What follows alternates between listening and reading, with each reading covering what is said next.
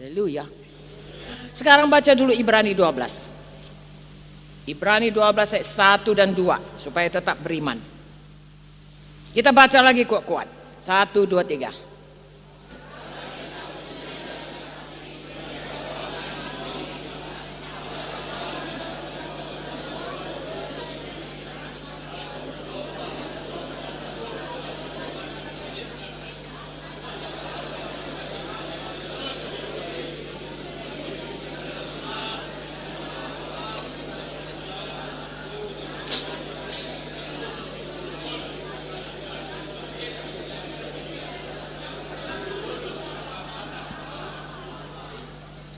Oke, sambung satu lagi, ayat 3.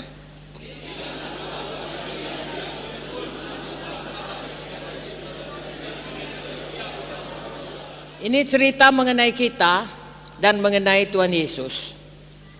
Betul? Jadi saya dan saudara punya perlombaan masing-masing. Ya, dan perlombaan kita karena kita ini bukan begitu lahir baru langsung mati. Ya, perlombaan kita itu sesudah lahir baru masih panjang umur. Tadinya sakitan menjadi sembuh. Lalu kita jadi panjang umur. Jadi perlombaan kita kayak maraton. Lari lama. Ya, kalau selamat umur 20 masih ada 50 tahun, 60 tahun. Kalau selamat umur 40 masih ada separuh lagi jalan. Apalagi kalau lahir baru dari sejak lahir. Seumur hidup maraton. Ada perlombaan masing-masing. Karena ada bagian masing-masing. Kalau jadi hidung, jadilah hidung. Kalau jadi tangan, jadilah tangan. Kalau kaki, jadilah kaki. Ya, seluruh anggota sidang saudara punya perlombaan masing-masing. Jadi masing-masing kita ada bahagian. Lagi-lagi goalnya Yesus. Di mana ditempatkan Yesus, itulah goal kita. Jadi ada masing-masing bahagian kita. Itu sebabnya perlu mengenal Yesus. Dengan mengenal Yesus kita mengenal bagian kita. Dan kita tidak mengambil bagian orang lain. Karena itu sama juga, nggak tahu goalnya. Haleluya. Tapi yang jelas apapun bagian kita, di mana Tuhan tempatkan kita, di mana karunia-Nya diberikannya kepada kita, jalankan itu. Haleluya. Saya tidak bertanggung jawab kepada saudara, saudara tidak bertanggung jawab kepada saya secara organisasi. Oke, itu nolong saudara. Tapi yang sesungguh-sungguhnya we are accountable, kita bertanggung jawab kepada Tuhan Yesus.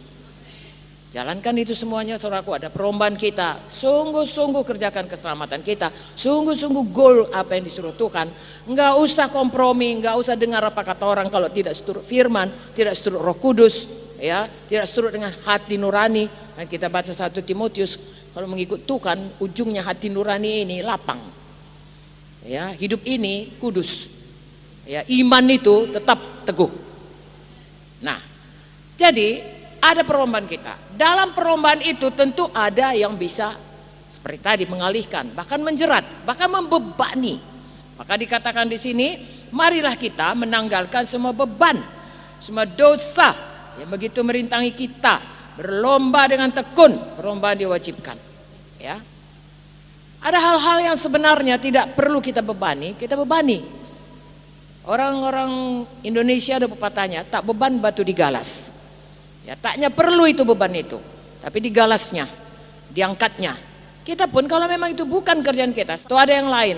Enggaknya perlu saudara hadir itu. Saudara lebih perlu Kisah 6 ayat 4, yaitu apa?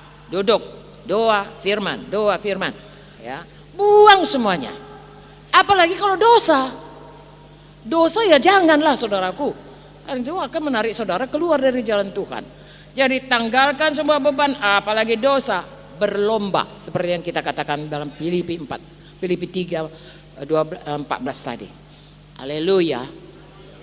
Ayat 2. Ayat 2, bagaimana kita berlombanya? Siapa tahu? Bagus. Ya.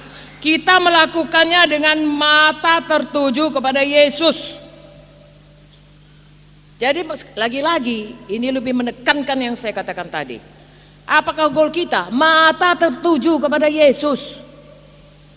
Apapun yang saudara lakukan, mata tertuju kepada Yesus. Saya berdiri sekarang ini mengajar saudara. Ya, mata tertuju kepada Yesus supaya rencana Yesus jadi sama kita semua.